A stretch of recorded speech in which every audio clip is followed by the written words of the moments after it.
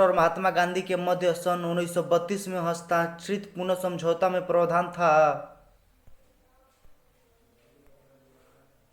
हरिजनों के लिए आरक्षण संहिता संयुक्त निर्वाचन क्षेत्र का वह कौन सा अधिनियम था जिसने भारत में सत्ता ब्रिटिश ईस्ट इंडिया कंपनी से ब्रिटिश क्राउन में हस्तांतरित की थी? Question mark.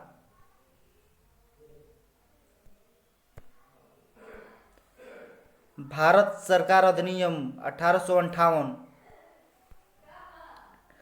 निम्नलिखित में से किस अधिनियम द्वारा भारत के गवर्नर जनरल को अध्यादेश जारी करने की शक्ति प्रदान की गई?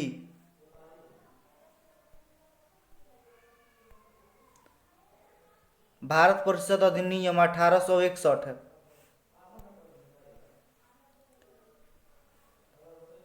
सूची 1 तथा सूची 2 को सम्मिलित कीजिए तथा नीचे दिए गए कूट से सही उत्तर चुनिए।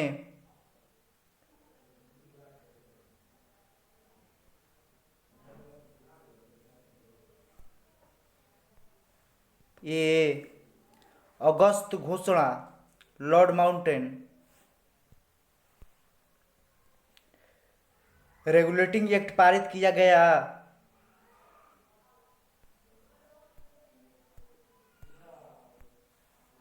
ए 1773 ईस्वी में। भारत के गवर्नर जनरल को किस एक्ट के द्वारा अपनी समिति के निर्णय को अस्वीकार करने का अधिकार मिला? ए 1773 रेगुलेटिंग एक्ट, बी 1784 का पिट इंडियन एक्ट, सी 1786 का एबडेंट एक्ट, 1813 का चार्टर एक्ट, सी 1886। महारानी विक्टोरिया को भारत की सामग्री नियुक्त किया गया।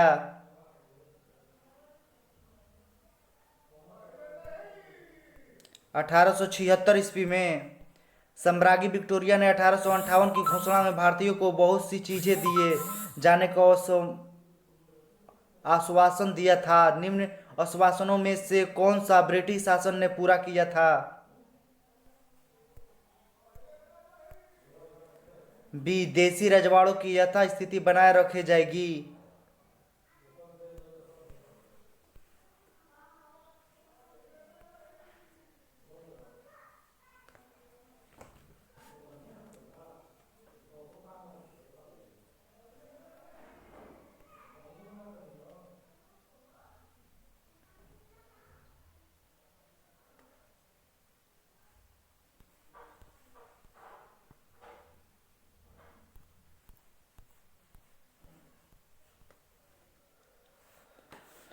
मिंटो मालो सुधार का उद्देश्य क्या था?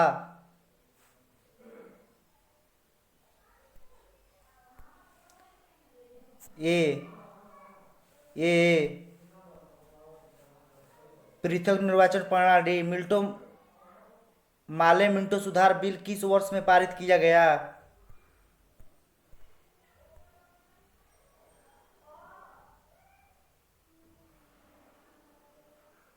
बी 1909 में।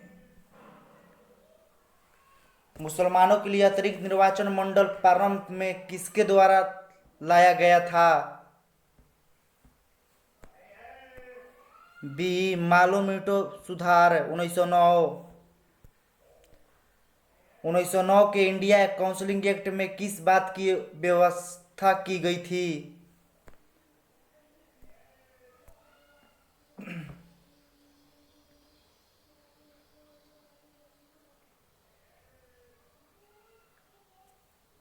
बी सांप्रदायिक प्रतिनिधित्व।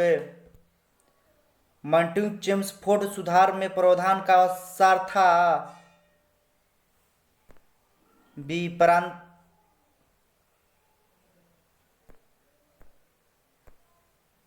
प्रांतों में दोहरा शासन। 1946 का कैबिनेट मिशन 3 मंत्रियों से गठित था। निम्नलिखित में से इसका सदस्य नहीं था?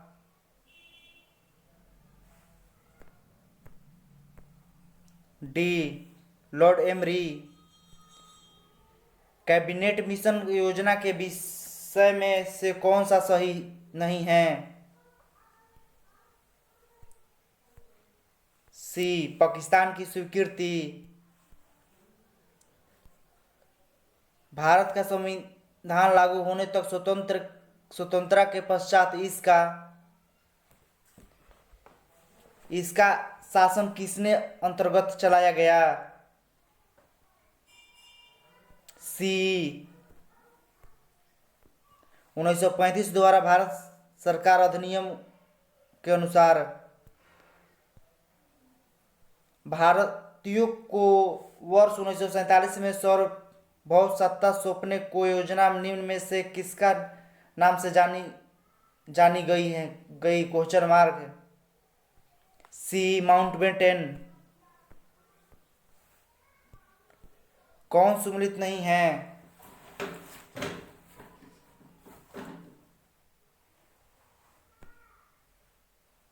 डी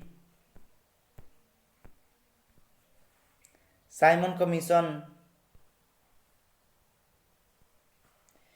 किस भारत सरकार अधिनियम के तहत पहली बार विधायिका में कुछ निर्वाचित प्रतिनिधियों की मंजूरी दी गई?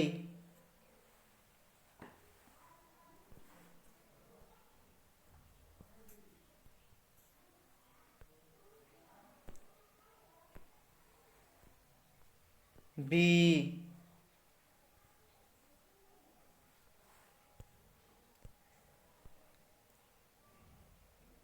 अखिल भारतीय महासंघ स्थापित करने का प्रावधान शामिल किया गया था?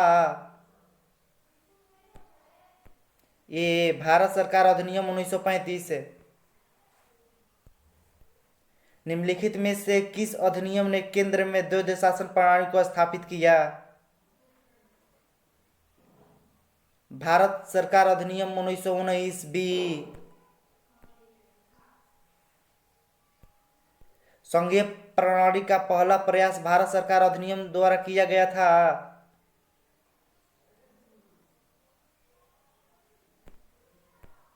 सी 1935।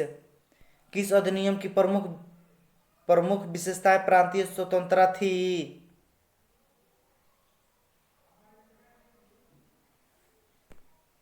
ए 1935। भारत में सचिव का पद किसके द्वारा निर्मित किया गया था? बी भारत सरकार अधिनियम 1858। किस भारत सरकार अधिनियम के तहत पहली बार विधायिका में कुछ निर्वाचित प्रतिनिधि को मंजूरी दी गई? भारत सरकार अधिनियम 1909।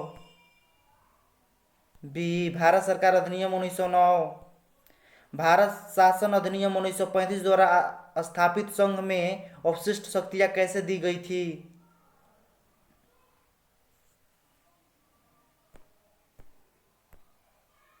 बी गवर्नर जनरल को।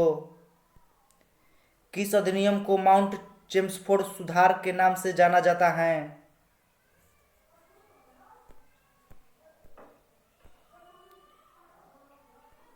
बी भारत शासन अधिनियम 1919।